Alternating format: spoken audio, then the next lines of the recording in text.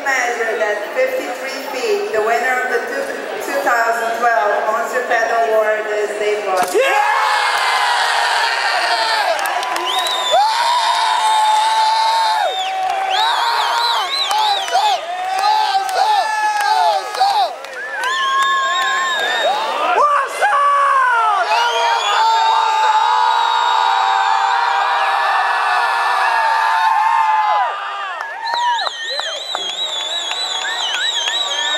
Honestly, I don't know any of you people, and I'm still at the same time, I'm going to say thank you, because like, I want to crack a few jokes, like look at Dory and be like, these puppies are sick!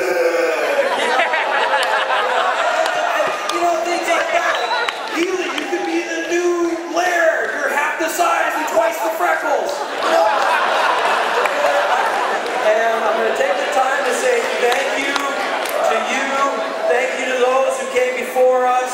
Thank you to the island of Maui. And most of all, I'm going to say thank you to my family, especially my mother and father, who are both with us and hopefully watching tonight, for allowing me to